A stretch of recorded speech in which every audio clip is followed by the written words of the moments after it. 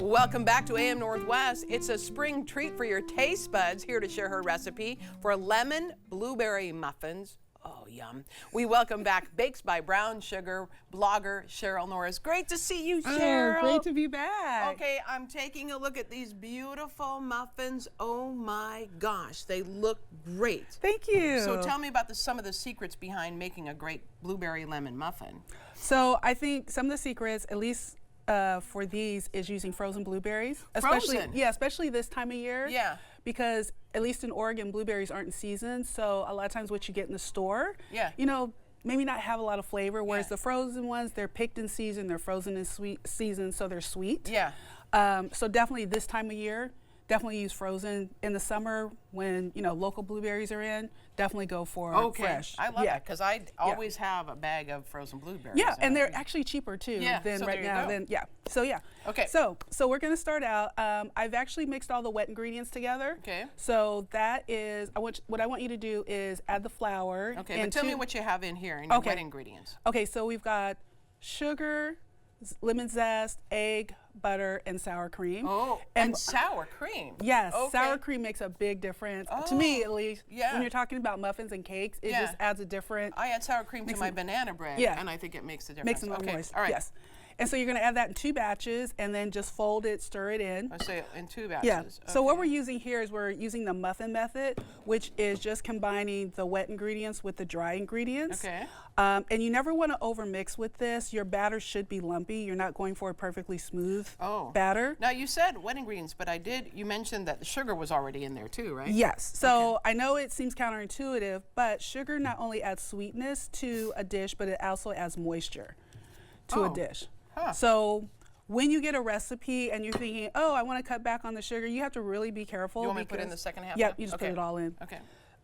Because what you can end up with something that's very dry and stodgy because you cut back on the sugar too much. Oh, okay. Yeah. Gotcha. Yeah. You know what? That explains a few things because I had a friend who cut back on sugar and she was baking something. Yep. And it was definitely dry. Oh.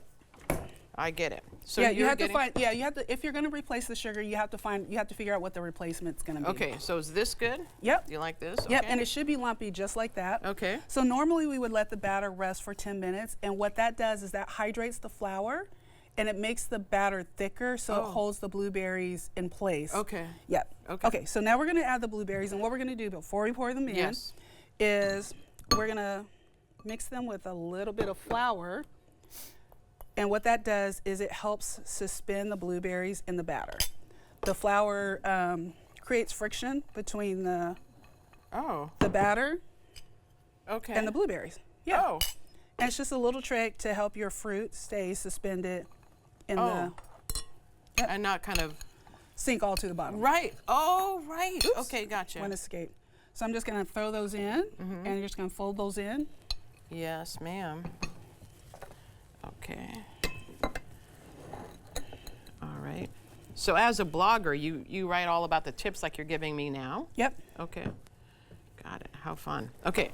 Yep. And so then what we're going to do is we're just going to drop this by spoonfuls into your muffin tin. Do you fill up fill it up? Yep, you fill it all the way up. It may seem counterintuitive. Yeah, because I would think you would need to leave a little space for it to pop. Yeah, I mean, yeah, and so they're filled all the way to the top. And if you want the little dome shape, that's what you need to do to get that all the way filled to the top. Okay. And the other reason you want to do that too is since this batter is a thicker batter, it's okay. A thinner batter would overflow. Oh. Yeah. Oh, that makes sense. Okay. Yeah. And then, so that you can do this. This is absolutely optional.